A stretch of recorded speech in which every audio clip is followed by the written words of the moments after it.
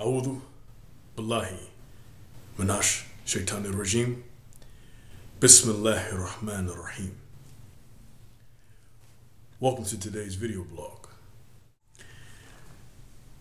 Now, this is a subject matter that is quite sensitive. The relationship between the man and the woman. A timeless relationship that goes back to antiquity, when the two coincide or they are working together or living together. Beautiful things come about, like community and family, if done properly.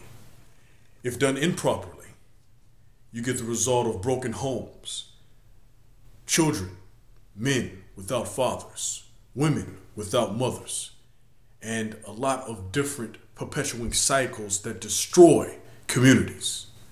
Right now, on a global scale, not only in the United States, we're seeing a breakdown of the family structure. Many men don't want to be held down by a woman, for lack of better terms. Many females can't find suitable mates. These are huge issues that face America and other parts of the world today. See, when I was young, there was a rumor. My mother passed it along to me. Just like a rumor that was passed on to her about my auntie, who whispered to her that she did not know why grandma was so light-skinned. See, in African American culture, we got skeletons in our closet due to this degraded race relation, due to as well as the ultra degraded gender relations. See, I'm related to a governor of North Carolina somewhere in the 1850s, a white family. Now, hold on. It didn't happen for fun. See, the suggestion was that this governor of mine, his great-great-great-grandfather, raped one of my family members. And because of the private transcript of each generation, it was passed down sort of as an oral tradition.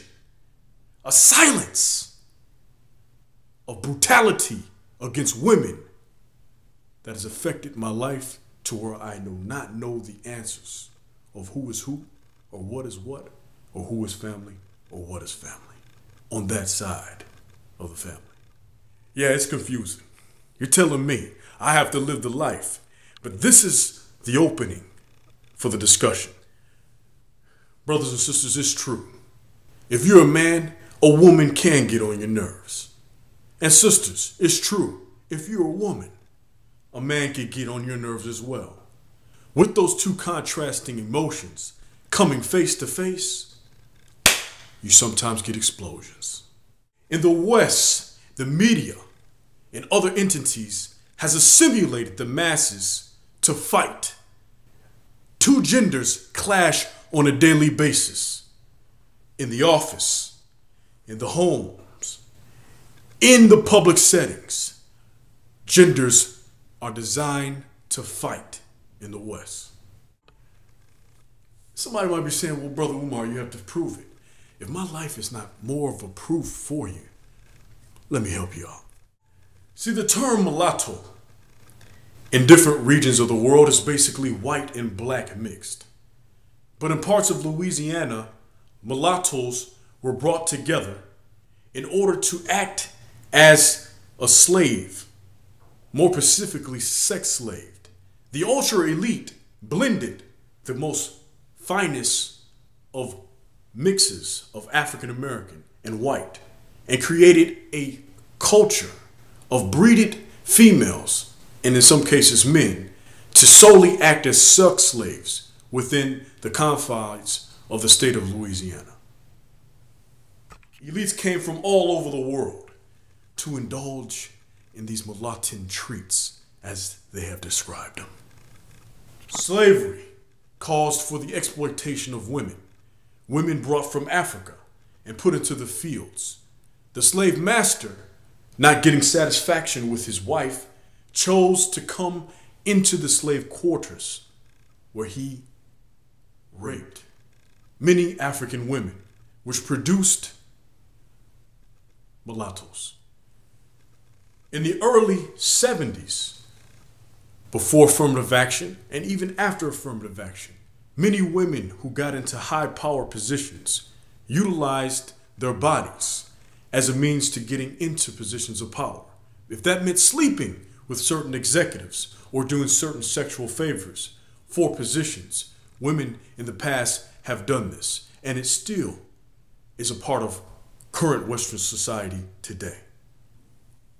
So when we as men come to women with a mentality that is abrupt, a woman will have her guard up simply because of the history. When you as a man come with some backwards ideology towards a woman, women are going to have their guard up simply because the history. The Quran describes specifically that women are garments for their husbands, and that Allah created man and woman in pairs. When we see each other in this dynamic, we begin to process and understand why we are all Muslim. But when we look at it in the alternate direction, which means without the protection of Islam, we see the sickness of the society we live in.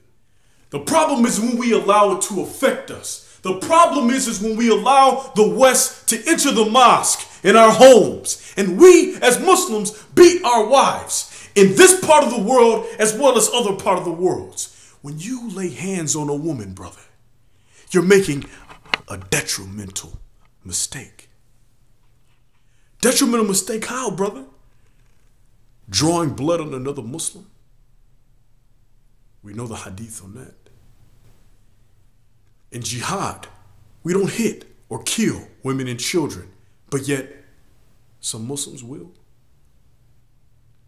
Check your files, brothers. There's even hadiths of the Prophet, or one specifically that comes to mind, that between two conflicting Muslims who have a disagreement, that on the day of Yom Kippur, Allah will not allow them to enter paradise until they resolve their mutual issues. Brothers who's fighting with their wives right now, clean it up so you can make it to paradise. See, our religion makes us more aware of the things that we should not do in regards to women, and we should be examples for society that has perpetually failed in its treatment towards women. I stand here to remind you that yes, there has been exponential amount of degradation and violence that was done historically from the 1600s to Emancipation Proclamation and beyond to the minority women in this country, whether they be Mexican, black, or Asian. But I speak particularly to my lineage and bloodline, that many women's voices of pain, chastisement, rape has not been passed on to the generations to testify for all of us Muslims to run to the shade and protection of Islam. Because it's within the confines of Islam that we as Muslims, with the proper treatment of our women and the proper treatment of each other, we find shade and tranquility. This is my conclusion. Your brother Umar Abdurrahim, signing out.